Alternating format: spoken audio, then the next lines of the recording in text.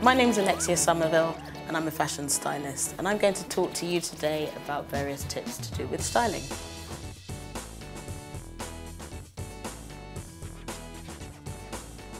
So today we're talking about cufflinks. They're the staple of smart menswear dressing. Men are not generally known for wearing too much jewellery or too many accessories, and aside from a tie and a watch, the cufflink is the next kind of little symbol of smart dressing for men. So there are many different types of cufflinks that you could go for, and a lot of them are to suit your personality or the sort of things that you might wear. Now, one of the things that you're obviously going to need is a shirt that has no buttons in the cuffs and doubles over to enable you to close the cuff with your cufflink. Some people end up making the cardinal error of going out and buying a shirt and wanting to wear their cufflinks and finding that they already have buttons to do exactly that same job. And once you have your cufflink, you thread the loop through so that on one side you get the main button and on the other side the fastening.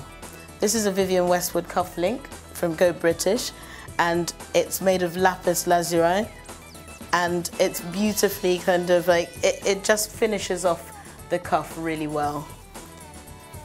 Other types that you can go for, obviously, in the same way that ties show someone's personality, cufflinks also do the same as well, and sometimes reflect the sorts of hobbies or outside activities that someone might like.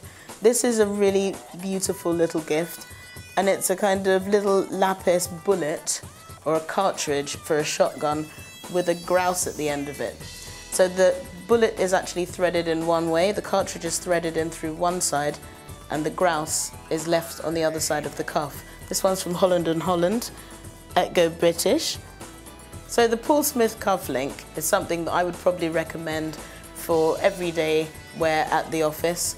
It's understated but chic, and it has the kind of flash of colour through the underside for that touch of character.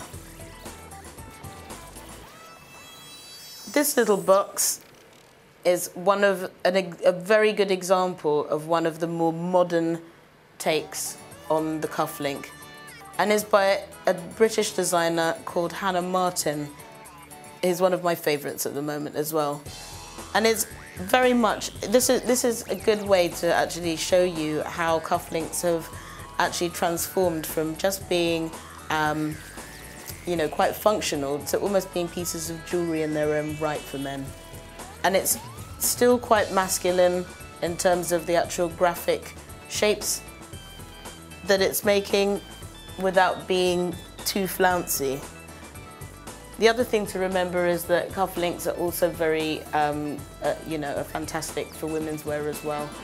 So women are wearing more double cuffed shirts these days, and cufflinks are not only just great for men, but they're also fantastic for women as well. And these are just a few ideas on wearing cufflinks.